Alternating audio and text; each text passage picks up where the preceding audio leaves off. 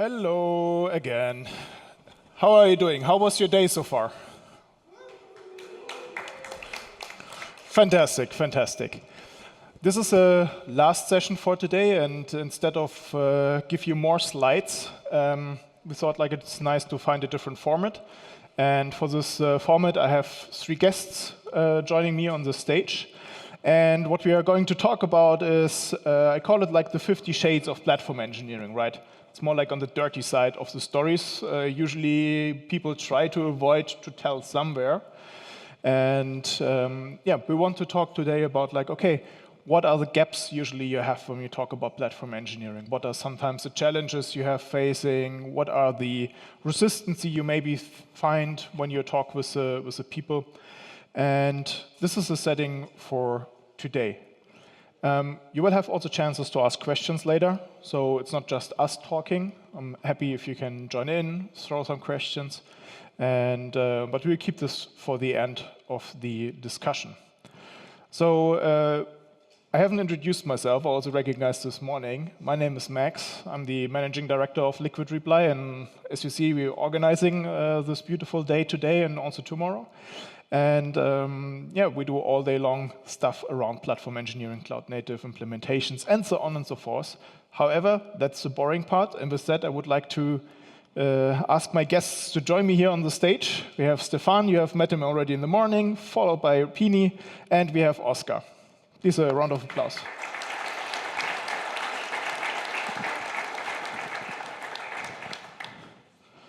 All right, first things first. I mean, you had mostly already talk. I think you had also your talk today? No, it's tomorrow. Tomorrow. Then the perfect time to shortly introduce yourself and what you're going to talk tomorrow about. Yeah, hello everyone. My name is Oskar Kristiansen. I do platform engineering at Saxo Bank. Our platform is perhaps a little bit different than most examples we've discussed, since it's not purely Kubernetes focused. We do integrations with many systems such as Kafka and different cloud providers and a lot of on-prem stuff as well. But it's all enabled through the operator patterns and operators running inside Kubernetes. And I'll give examples and describe this in detail in the presentation tomorrow. Thank you. Perfect.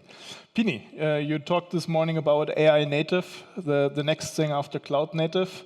You started some years back about cloud native transformation. What to add to it? So I started my career 25 years ago now, end of 90s, and it was always about sort of platforms inside development teams, so development platforms, which were not called like that. Last 10 years, we were consulting to lots of different companies, so I have seen all possible variations of success and failure. And wrote the book Cloud Native Transformation, and now the next book about AI Native Transformation. So for me, it's all about transformational change, and technology sort of will be okay. All right, Stéphane, we heard you very early in the morning. You give more the perspective of the product engineering and giving some heart and some turning your platform more to the product side. Yes, so I'm working in the experience team at DKB, so working on our cloud platform. And so my main role is to looking at are the user happy, is the platform simple to use, that's the main thing, so that's my main focus.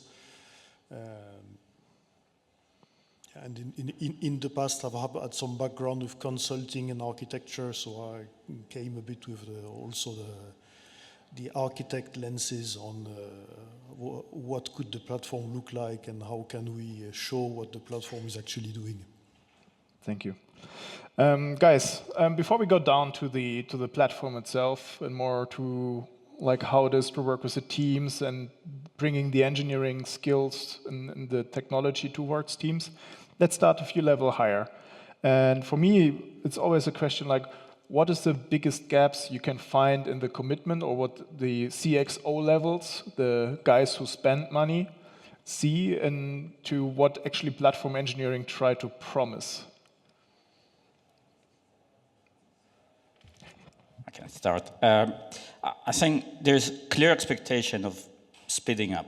Like when you talk to senior executives, it's always about we will put more money in or any money in if developers deliver more, right? Which is like maybe they will, maybe not, but really platform engineering eventually brings higher speeds, but it's about changing the way people do things. Like it's relieving the developers from doing tasks they don't need to be doing. So it really changes the way of working and not immediately speeds up everything, only longer term. And this is not always easy to convince the executives.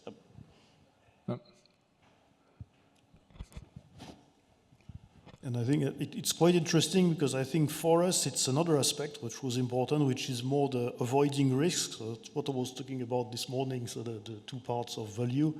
I think the expectation was more than that if developers use the platform, then they don't need to think at all about operations, reliability, security, things like that, not at all. So that was the expectation. So unfortunately, the world is more complicated, and we had to explain that you cannot completely abstract out things like security, and it's a lot of the dialogue we are having that we cannot ensure that anything that runs in the platform is perfectly secure and compliant, but the goal is that we are making it a lot easier than without the platform.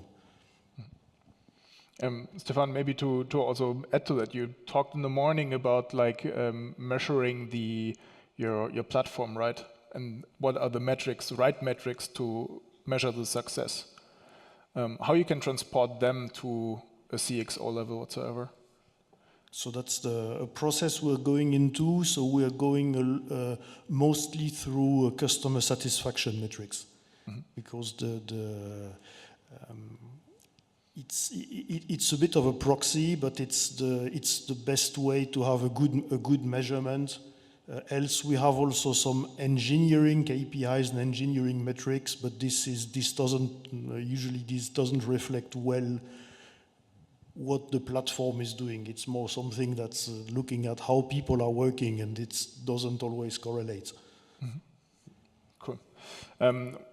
I did some research in trying to find out like how did the platform adoption and the adoption of internal development platform have developed over the last years. And it's actually kind of interesting because like in beginning of 2021, you still saw some kind of fuck up stories on like, oh, we had a very horrible journey. And until today, this has like completely vanished. There's almost no stories out there, no conference talks, no blog posts about it saying like, we completely screwed. So for me, the interesting question is, are we already so mature that companies are happily introduce IDPs, and what is the magic they do? Maybe you have a perspective on it. Yeah, I think in some way you might actually say that we are, in that the ecosystem around it is very robust, I would say. So outright disasters is not something that I've personally seen in my experience. That being said, however, there's definitely still major failures that we have encountered, often in terms of just wasted developer hours or developer frustrations with switching to a platform. I would say for us, the major struggle is not so much the actual tooling and the sort of technical part of building the platform. The disasters, you might say, that we have encountered has more been with actually getting developers to buy into the platform and understanding the value behind it, and being able to work with us to actually sort of in a good way analyze which requirements the platform should satisfy to actually make them more productive in the day-to-day development work. So I think a lot of companies just embarrassed to admit, right? It's like everyone else is succeeding, how is I am failing? But a bit more serious, I think the main problem today is not total failure, like from the beginning to the end, disaster, everything collapses and delivering nothing. The actual failure is sort of worse because you get to a certain level of like, I have Kubernetes running or something, and it's not delivering value and just stays there. And never improves, never gets to maturity, never actually delivers on the value. And the best way to measure the value delivered is adoption within the organization. Everyone hates it, no one wants to use it, everyone is forced to use it, and that's the failure. So it's like a technology skill gap, maybe a resistancy also into the regards of like, what I haven't built, I do not want to use? No, I think it's just not help. A lot of platforms are built with central mindset to force others to do what you think they need to do instead of actually doing what they would use. So this is a very common legacy from waterfall, when everything is centralized and everything is forced on the people. But modern cloud native platforms are supposed to be decentralized, supposed to support microservices and distributed development. But they're managed centrally, they're forced on the people, and that doesn't lead to good adoption.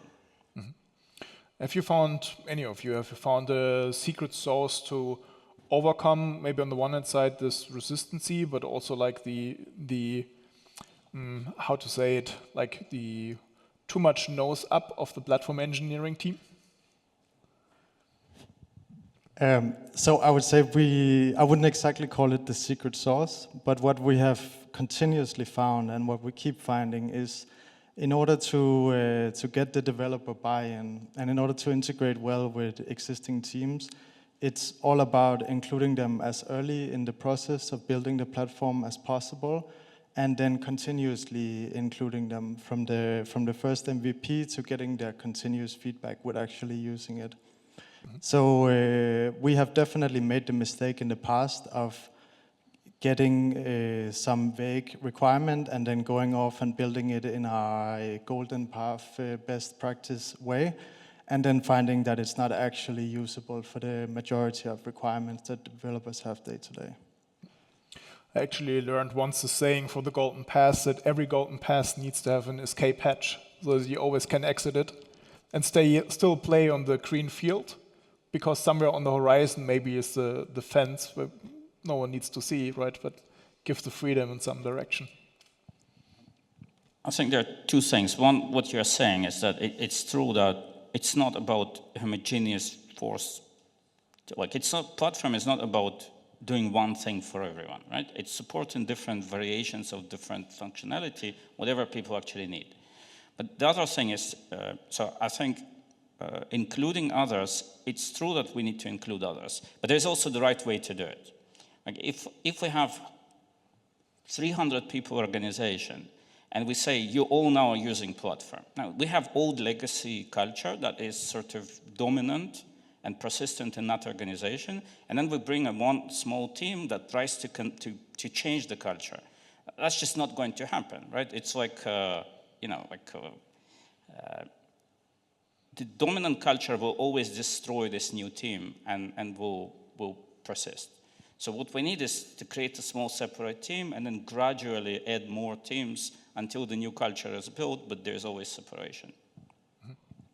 Stéphane, you focus a lot on the product side and take care about like having a good product management around the platforms.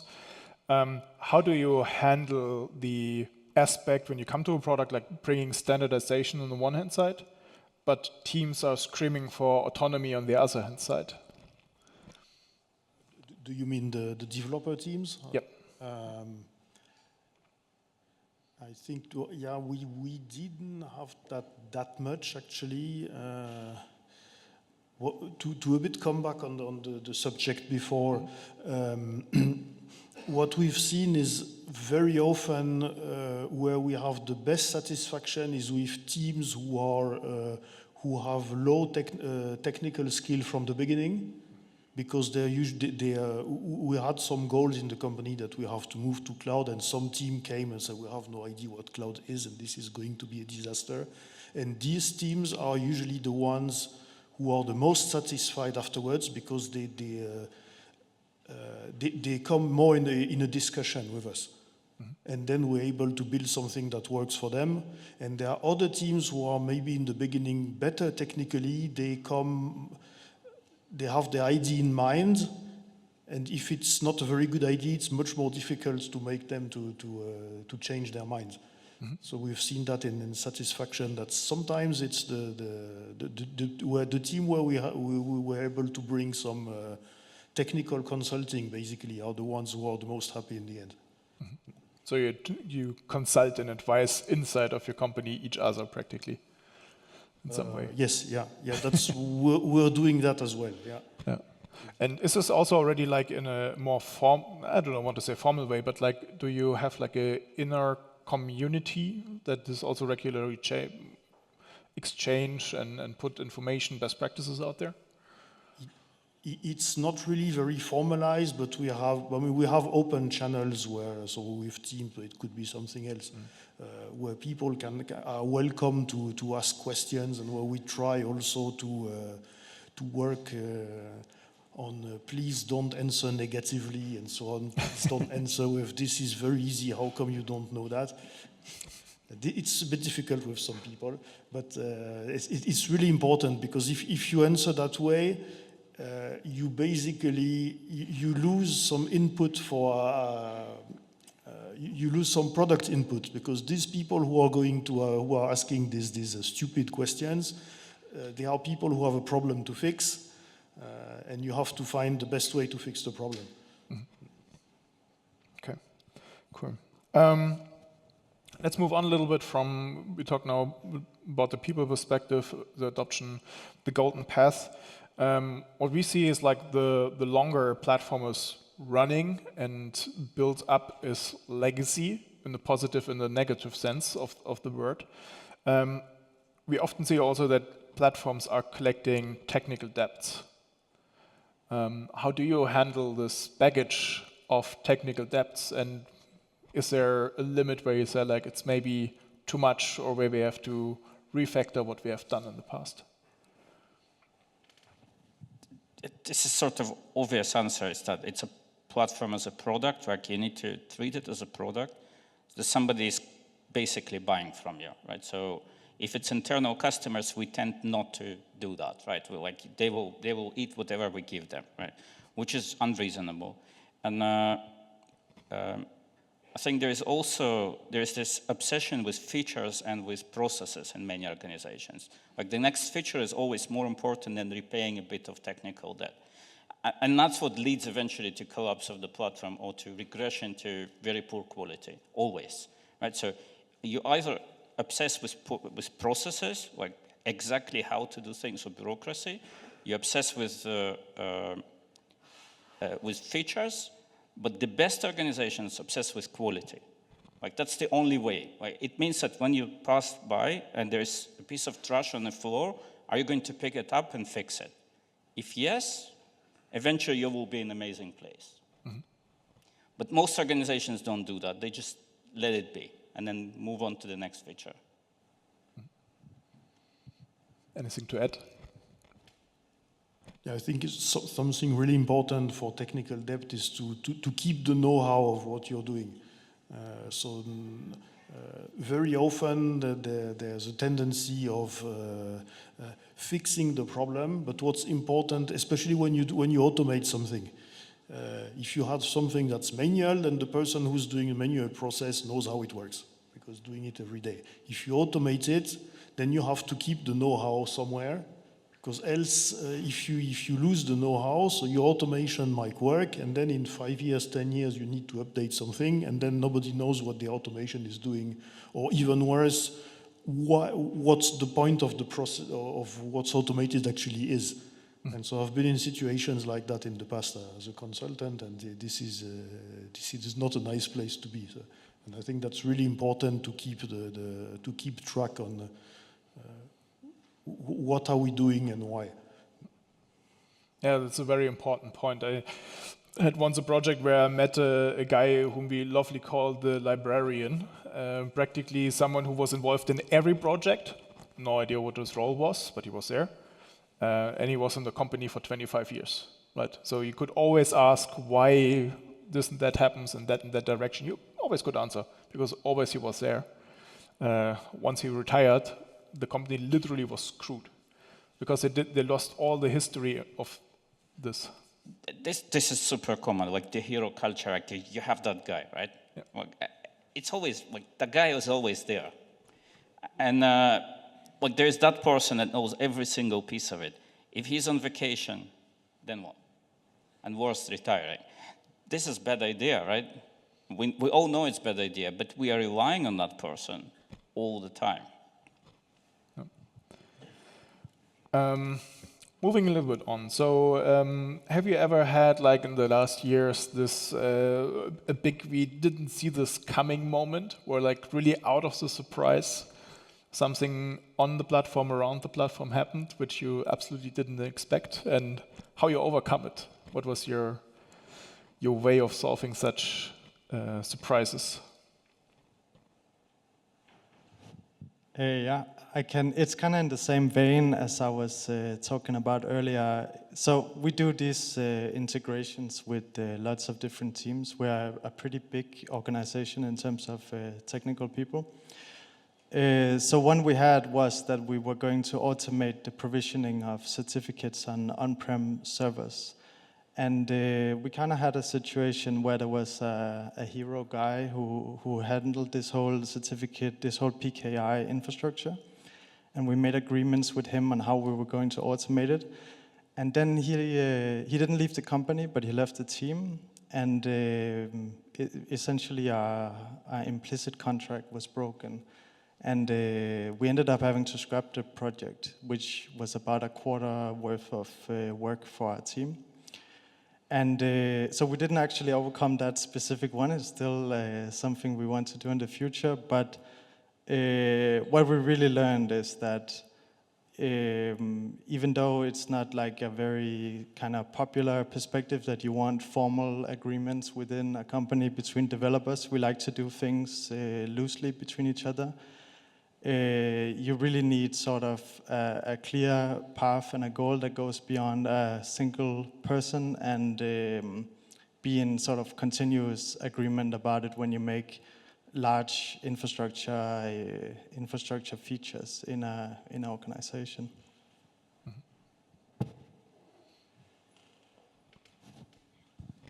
I mean, there are lots of examples. Yeah, I just still going back to original. So we started consulting. I personally started consulting 10 years ago, and I come from technology, from infrastructure development engineering, and like hardcore engineering. Like we will install a bunch of tools, and you know they will do the work. I think it took me a while to realize that it's all human problems. It's all people problems. Like it's now it's sort of obvious to say it, but in early days it was. But why wouldn't they actually do a thing that would totally help them? Like why people, let's say overweight people, why they don't lose weight? Like it's not like they don't know. Like there's obviously something else going on. And that was sort of the impression. That actually led to the point that I actually literally wrote a book called Cloud Native Transformation, where the whole story is that it's actually less about technology and it's more about people. A healthy organization with healthy culture and healthy processes will actually not have any problems adopting new technologies. The other way around never works. Like there is no company with problematic culture and amazing technical setup. Just never existed. Yeah, in some way it excludes itself, right? We see already like platform engineering, at least in the cloud and cloud native space, is more or less all over the place. If we take out of all the Gartner hype cycle, the AI part, then the next thing, which is very prominent there, is actually platform engineering, internal development platforms, stuff like that. However, I'm still sometimes afraid that platform engineering itself turns into what DevOps has turned, which is like everything and nothing. Like every organization entirely understands something different on it. Most enterprises understands operations from it, and so on and so forth. So when we look back to the term and the practices around platform engineering, is there already any saying, any conventional opinion or wisdom which you think like, it's actually wrong? that's wrongly expressed or wrongly understood? I think platform engineering is about taking reusable parts of the system and combining them in one place, right? That's it. So if whatever is reusable, whatever multiple teams are using, that goes into the platform. It doesn't matter if it's Kubernetes or it's a piece of other software. It really doesn't matter. The whole purpose of a platform team is take away stable and reusable components, use the economy of scale to improve them so everyone can enjoy the benefits of shared security, shared non-functional requirements, and all kind of other things. I think it's not about Kubernetes with observability and other things. This is sort of translation of the actual purpose of internal development platform, to allow developers to focus less on all this stuff around it, without swearing. Like it really is whatever developers are doing. And by the way, it's also the opposite. Whatever is one team is doing should never go into the platform, because that's not reusable and that's not scalable and that doesn't make any sense, right? Only when the second team wants to use it, or third team, and the quality of that component is high, only then it goes into the platform. But what is actually inside, which tool is in or out, that's the only criteria. It's not about like security in and out. Security is particularly in. Should be included most of the time. Unfortunately, it's not always there, right?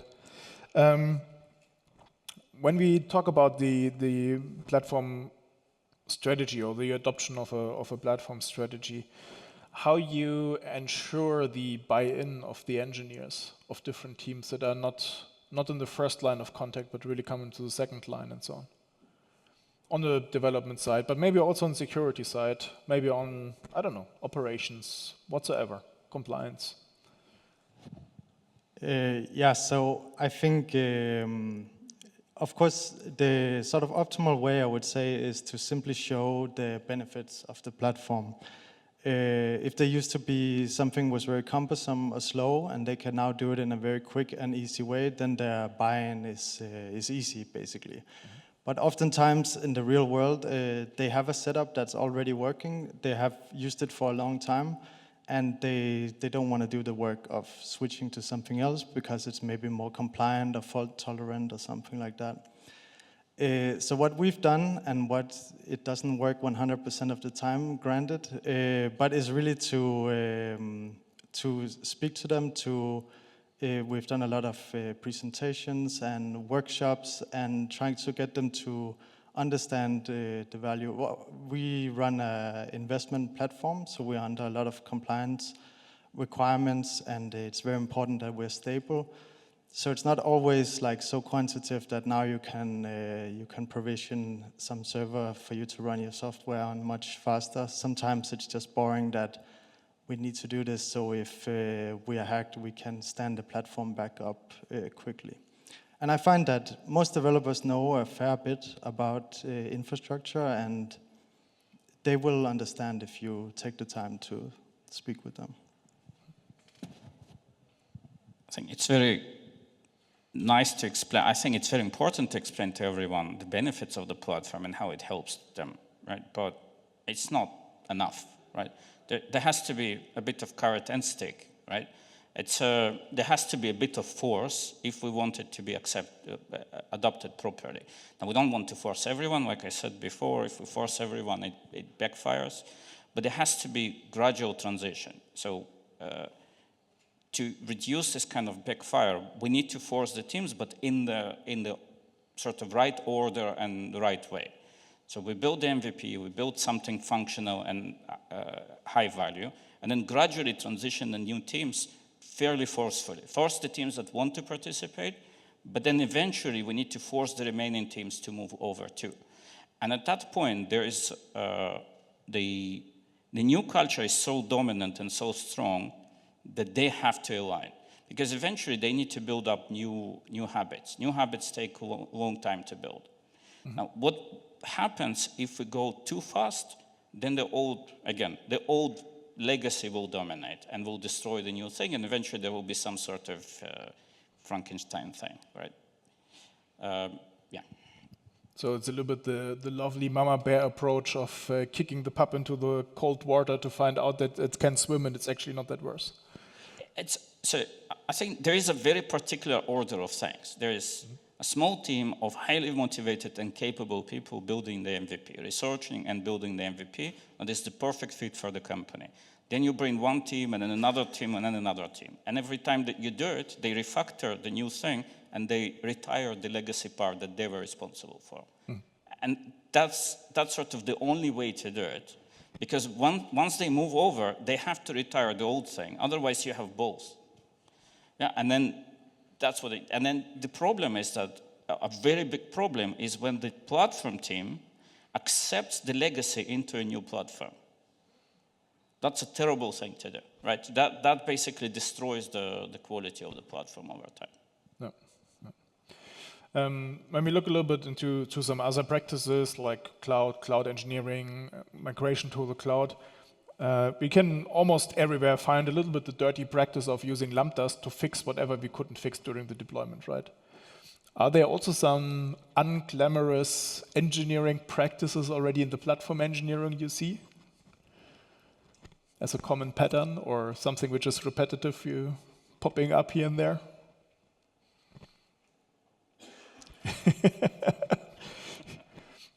I take it as a no. All platforms are beautiful and without any dirty history and dirty engineering somewhere. Unfortunately, it's the same thing.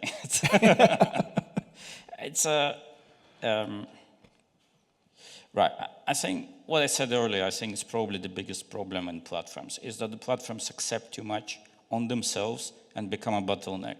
So, like, if you want to do something, you need to ask the platform team to do it. Like, not actually doing, so not like, it's not the intention, but somehow there is no actual self-service. Like, self-service through Jira is stupid. Right? It's not self-service. It's opening a ticket that somebody else will do it, so you have a bottleneck. You had the handover. Handovers lead to walls of confusion, which is not DevOps, right? So it's like when you sort of go deeper, you understand that it has to be full service, full self-service. Imagine Amazon has a ticketing system to start VMs. Like, yeah, that's not cool. That would be not cool. So a proper high-quality platforms have absolutely 100% self-service. That's essential, and that's not very common, unfortunately. Okay. With respect of the time, a fast round for everyone to answer. So what do you think is the most important advice you could give to an organization that starts fresh, new, naked, on the green field with platform engineering? I think it's important to start small and to pick an important problem that's fairly easy to solve and to start from there. So not trying to solve all the problems of the company at the same time, but try to show some value quickly, and at the same time still think about the general architecture. Even if you don't fix all the problems right now, it's good to have in mind what kind of problems can come up later, and already have ideas of to be sure that when you fix the easiest problem, you're not going to make the other problems more complicated.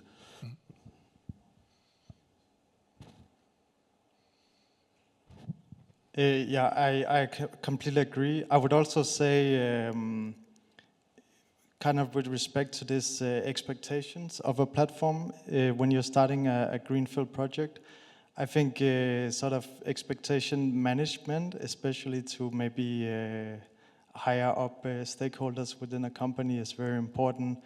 What you can expect to get out of it, what can be quantified, and what kind of need a qualitative explanation for why we do things as we do.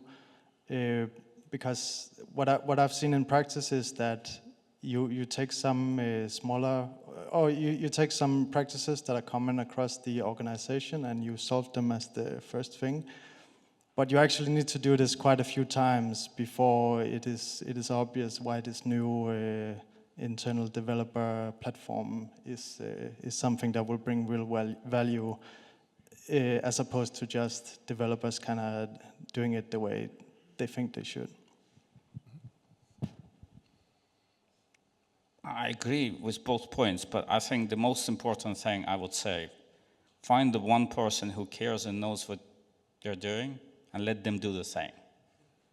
That's the only way to achieve it. Innovation is not done in committees. It's done by strong, powerful people that actually make the change. It's the only way to succeed with innovation. And I think also to add that, I would even go one more step more up front and say, like, challenge if you really need a platform. Because a lot of companies start just building it. They have attended the KubeCon whatsoever, saw the big stories, saw the numbers from Toyota saving 5 million a year, see the numbers from GitHub being 2.5 times faster. Cool, awesome. Let's do that. But don't answer before, like, for what I am doing that, and do I really, really need it? I think I agree with you, but I'll change a bit the framing. I think everyone needs platforms. Platforms, that's where you put stable and reusable piece of functionality. Not everyone needs Kubernetes. Yeah, true. All right, is there any question from the audience that you would like to ask our panelists? See Ali already.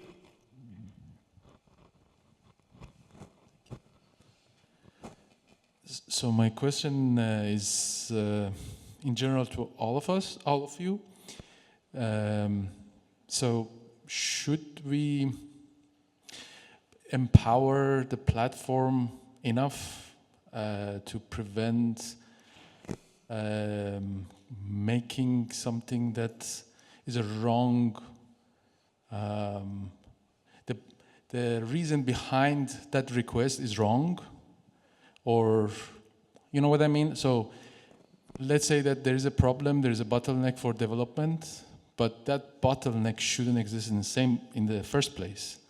So should be the platform act as a like the power to say that, wait a minute, before we develop something like this for developers, we should take this to upper management, we should maybe change the policy, or we should change something in upper level and not develop this for developers, because yes, it will make their life easier, but this problem shouldn't exist at all. I think the whole framing of the question is challenging. Yeah. It's if you treat it as a product, consider you are not internal team, but your external product. The customers decide what's going in. You decide when it's going in and how. Right? That's how you need to treat it. You cannot say to customers no without a reason, because they're paying your salary. Like, you have to do what they say. Now, on the other side, you're the one who actually understands the technology. So you can't go to Amazon and ask something, right? But if enough people ask from Amazon for a specific feature, they will actually do it. It's not about them deciding what the customers want to do on their platform. It's not for you to decide what they want to do. It's for you to accept the reusable functionality when you recognize that it's reusable and it can save cognitive load on the engineering teams. That's a very important user perspective, right? To gather the feedback, adjust to it, make it possible. Absolutely, and of course it's challenging. It's not that simple, like I said, right? But if you treat it as a product, you treat it as a backlog, when external teams can open tickets, but you decide eventually. Now, if you don't accept their feature requests, they will leave. And they should have freedom to leave and do whatever they like. But they shouldn't leave, because you don't want them to leave. You want to sell to them. Right? That's the optimal situation. Giving the chance for one last other question from the audience. Anyone else? Anything else?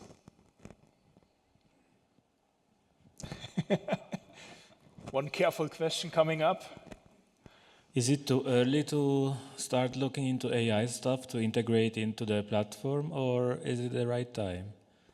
That's an excellent question. My counter question would be, do you mean AI enabled or to enhance, which is two different things? So enhance. Enable. Both? Both. Yeah. Well, I mean, I don't want to, like, if any of you wants to answer it, I'll give up. Go ahead. So yes, there are two sides of it. One is actual supporting AI-driven products, and the second is AI-assisted coding, right? So let's say AI-driven products, of course. Every company should think on some strategy of creating whatever, agents or whatever else. No question, there has to be a platform, but that's not very different from existing platforms, slightly different toolset. I think 100% yes. In code assistance, this is sort of problematic because obviously yes, but I just had this conversation earlier today. Actually, infrastructure is quite difficult with AI, right? Because it's statistical and it's not precise and there is high risks. And in software development, in actual development, there is a lot more like creativity and a lot more of risk mitigation until it gets to production. But in the platform with like Terraform, it immediately destroys everything. Yeah, that's risky, right? So I think my recommendation would be do it, try it, but don't trust it and deploy it use the Terraform stuff that AI creates.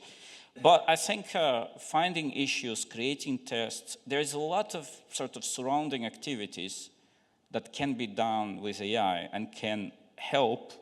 But I think specifically infrastructure is less ready than general development. And I would like to add to this also, like if you take a look to all the large AI companies out there, they practically all build on platforms in Kubernetes, right? They practically have no tool in between except like GPU, Kubernetes, and ML flow whatsoever. They have Slurm, I think it's called, for some application workload management. That's it. And that's how they train all the big models. All right, then, thank you very much for my audio. Thanks for coming by. Thanks for my panelists. Round of applause for them.